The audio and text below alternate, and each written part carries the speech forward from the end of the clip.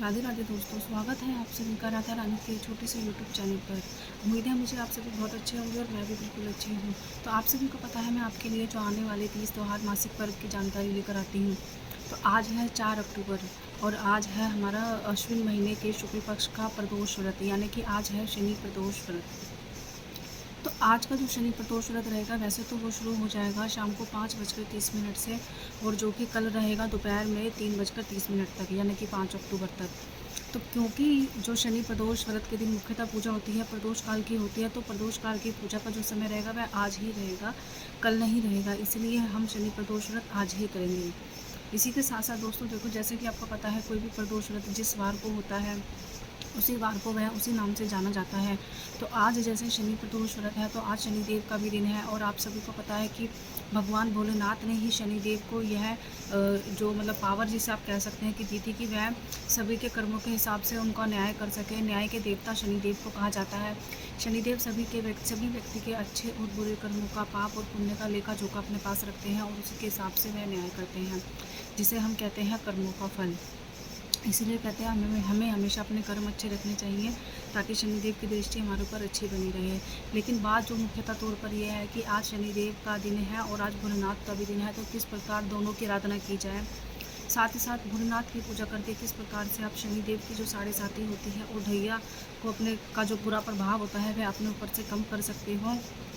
शनिदेव का कोई भी नकारात्मक दृष्टि या नकारात्मक प्रभाव है जिसका जो स्तर है, जो प्रभाव है वह आप कम कर सकते हो। तो सबसे पहले आपका सभी को करना क्या है, सुबह ब्रह्म मुहूर्त में उठकर नहा धो के स्नान आदि करके भगवान भोलेनाथ के ऊपर गंगा जल और पंचामृत से उनका स्नान कराया जाए। उसके बाद उनके ऊपर उनको वस्त्र आदि यानी कि जनेऊ की माला उनको अर्पित करी जाए। उसके बाद फल फूल जैसे आपके पास प्रबंध हो सके, यानी कि बेलपत्र, धतूरे या कनेर का फूल या अपराजिता का फूल, जो भी पौधा फल फूल आपको प्रबंध हो सके आप वह उनके ऊपर चढ़ाइए। मिठाई भोग मीठा उनको लगाइए। उसके बाद दीप दिखा के आरती कीजिए।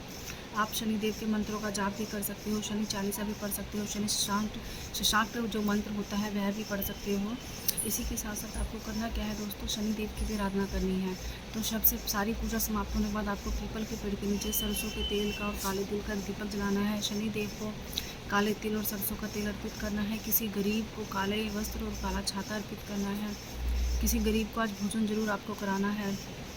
इसी के साथ साथ आप दोनों को मतलब शनिदेव को और भोलेनाथ को दोनों को ही शमी का पौधा बहुत प्रिय है। तो बन पड़े तो दोनों को ही शनिदेव को और भोलेनाथ को शमी के पौधे के जो पत्तियां होती हैं उनकी माला या पत्ती भोलेनाथ को और शनिदेव को अर्पित करा जाए। शनिदेव को आप वो पत्तियाँ माला के रूप में अर्पित कर सकते हो, और वही पत्तियाँ भोलेनाथ को आप शहद में डुबाकर अपनी मनोकामना के लिए अर्पित कर सकते हो, 5 पत्तियाँ।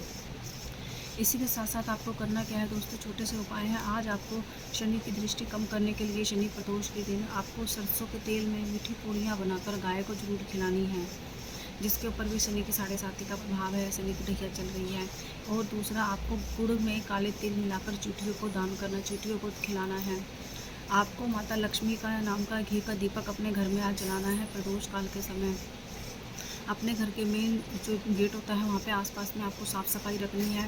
पेड़ पौधे पत्ते आपको नहीं तोड़ने हैं। किसी निर्जीव जानवर, कुत्ता बिल्ली आदि को आपको नहीं नुकसान पहुँचाना है।